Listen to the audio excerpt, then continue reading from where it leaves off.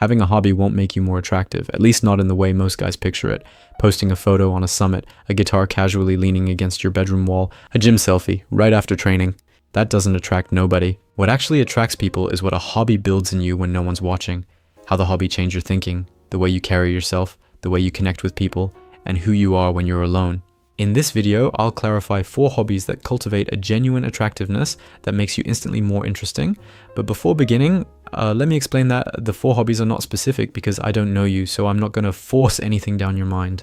These will be 4 groups of hobbies, and after knowing them, you are going to decide right after the video the ones specific to your interests. So let's start. First, you need a mental hobby. Think of someone you know who's genuinely fascinating to talk to. It's probably not because they talk a lot. It's because they think well. They connect ideas in ways you didn't see coming. They have their own perspective on things.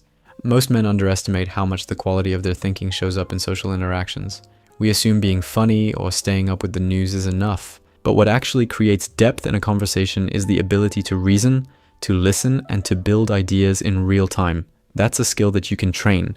That's where a mental hobby comes in. Chess, meditation, serious reading, learning an instrument. What all of these have in common is that they demand full presence and active thinking. Chess, for example, builds anticipation and patience, qualities that show up directly in how you handle a negotiation or a difficult conversation. Meditation sharpens your ability to not react on impulse, which in terms of social attraction is devastatingly effective. Reading expands your frame of reference and gives your ideas a richness that people can feel. Pick one, you don't need all of them, but commit at least 30 minutes a day to one of them. In 6 months from now, people will notice that talking to you feels different. They won't be able to say exactly why, but they'll want to do it again. Secondly, you need a physical hobby. The way you treat your body sends a clear first sign about how you treat your life. I'm not saying that you have to be a professional athlete. What I'm saying is that treating and understanding your body with a hobby can impact your attractiveness. When a man practices a martial art, lifts weights consistently, or trains his body through calisthenics, he develops a physical presence that changes the way he occupies space. Researchers at the University of Westminster found that posture and the way someone moves directly influence how others perceive their confidence and social dominance. And that happens within the first seconds of contact. And this goes beyond aesthetics.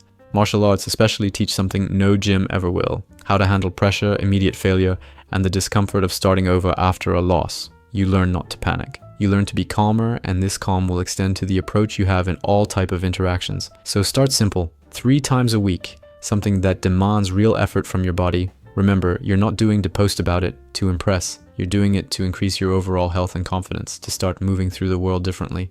The third hobby is a social hobby. You can be smart, disciplined, and have a great physique, and still be terrible at creating real connections with people. Because connection is a skill. And like any skill, it has to be practiced in real situations, with real people, under the real pressure of the unpredictable. Joining a running group, being part of a language class, a book club, or simply trying to create the habit of starting conversations with strangers can be social hobbies that increase your attractiveness. The ones that I've mentioned seem small, but they build what psychologists call social fluency, which is basically the ability to feel at ease in any room, to ask questions you're genuinely curious about, to listen without being anxious to speak. People with high social fluency are warmer, confident, and of course more attractive. A social hobby isn't about going to parties or forcing an extrovert personality. It's about regularly putting yourself in situations where you have to show up, connect, and navigate the discomfort of not controlling what happens next. That shapes you from the inside out, and the person who comes out of that process is someone people want to know.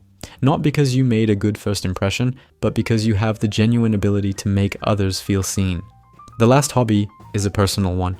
That one is the most underrated. There's a question people eventually ask in deeper conversations. What do you actually do for fun when you're by yourself?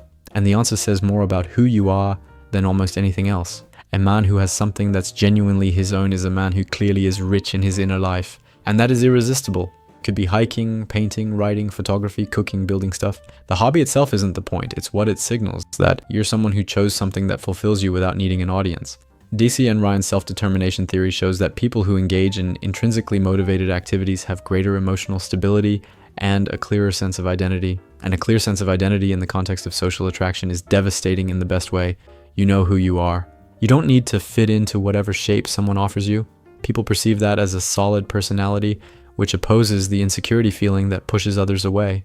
Most men who want to become more attractive start by looking outward, at their clothes, their bank account, the gym. Those things matter, but they're the stage. What actually holds attention is the person standing on it, someone who thinks with depth, trains with intention, knows how to connect, and is clear about who they are when no one's watching. You don't need to perform being interesting. You become interesting through the life you choose to build day after day.